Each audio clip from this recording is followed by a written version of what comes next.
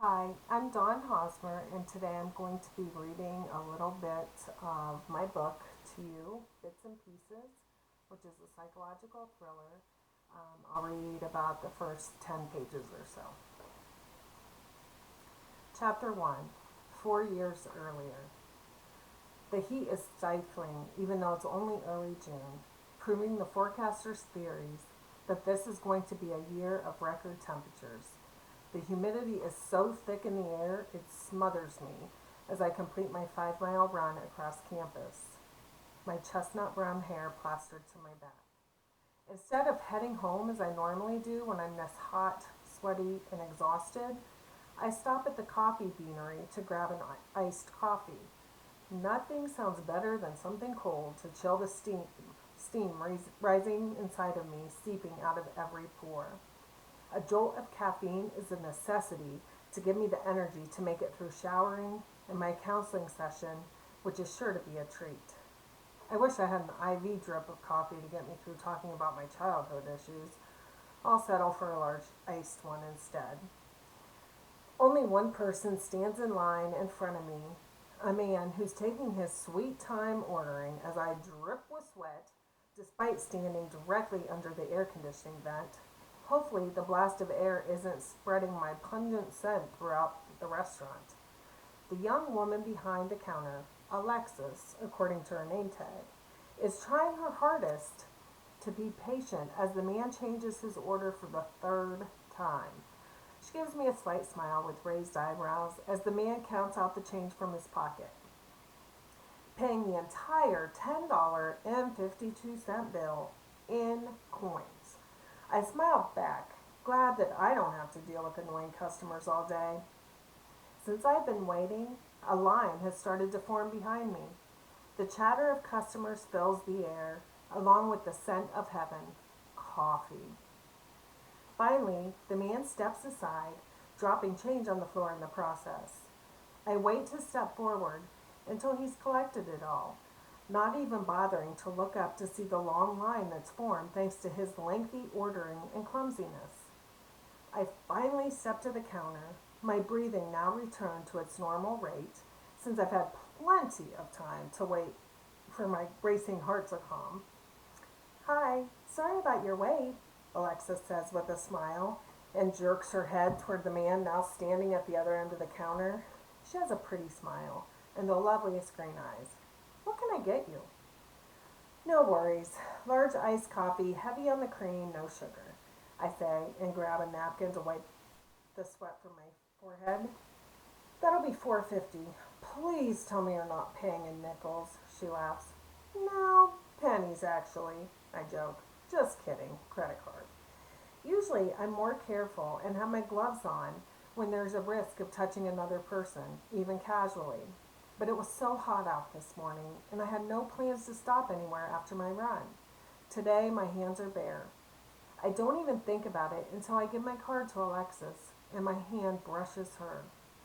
The restaurant, the chatter of customers, my own sense of self is drowned out by a flash of yellow, giving me a glimpse of the future awaiting Alexis.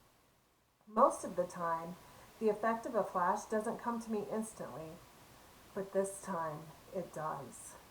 I see her face wrenched in pain, her nose bloodied, her beautiful green eyes wide open with a dead stare.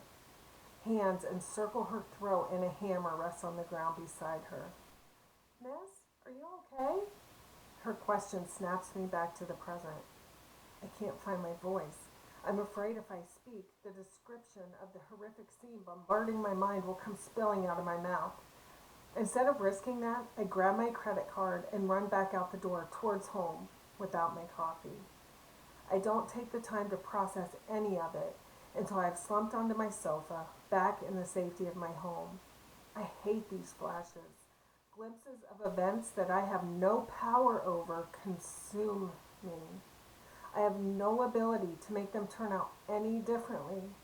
This one ranks up there with the most disturbing of them all.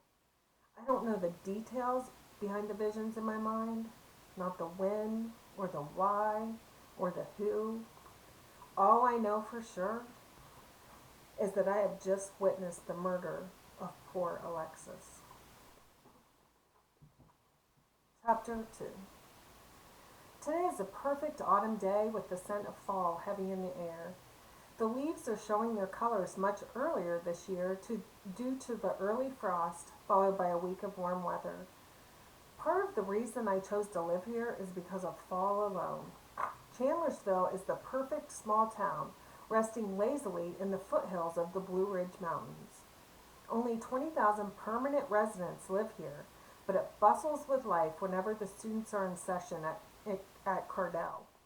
A lot of residents complain about the students, but for me, they're part of the charm of living here. I love their fresh energy, their ambition for life, their belief that they can change the world. It is almost electrifying. I think it would be even if I was normal. Plus, the campus is beautiful, with old brick buildings and sidewalks and towering trees tucked in the shadows of the mountain range looming overhead. You can feel the history traveling on the bricked walkways as if the knowledge gained on these grounds throughout the years is trying to seep into anyone on its path. Whenever I can, I take my morning run across campus so that I can hear the chatter of the students, covering everything from the previous night's sexual encounters to stress about upcoming exams to their homesickness and desires to see their families. And, since I'm running, my chances of touching anyone are remote, which is imperative for me to truly relax.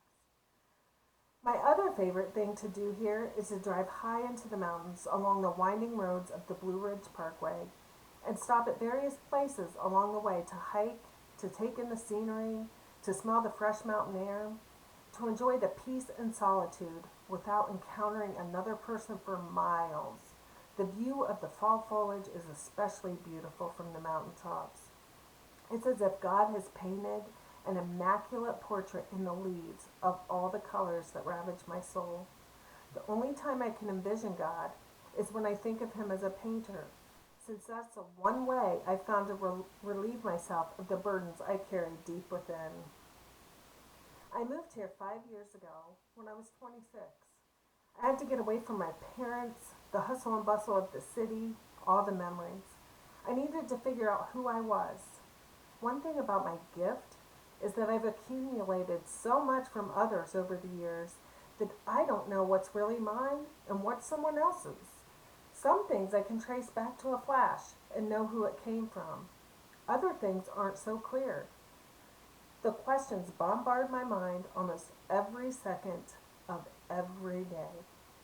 I place an order for a latte and wonder if I even like coffee, or if I picked that up somewhere along the way. I walk down the street and I'm drawn to something in the window of a shop, a piece of furniture or a knick-knack, and I question whether the real Tessa likes it or if the pull of the item comes from elsewhere. Each time I get dressed, I have no idea whether the clothes hanging in my closet are my style or if I inherited my choice in fashion from some stranger. I cannot do anything, make any decision without second guessing where it came from. 5 years ago was my breaking point. I'd had enough of my family and their attempts at fixing me. I'd reached my limit with the labels, the medications, the doctors, the hospitals, feeling like a freak. My parents protested, but I was too close to losing it completely and beyond caring what they thought anymore. They'd never believed me anyway, always quick to medicate me or slap a diagnosis across my forehead.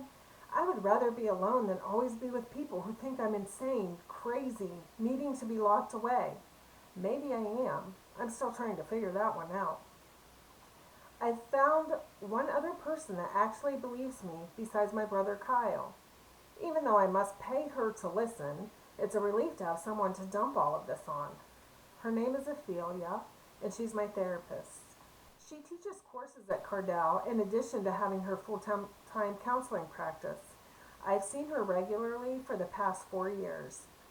From the stories she tells, she's seen and heard a lot, so very little shocks her. She's the one who pushed me to pursue painting as a way to sort out everything and help me figure out who I am, saying that in art, the real us tends to come to the surface. I don't know if that's true, but painting is calming and gives me a place to leave all the junk swarming around inside of me.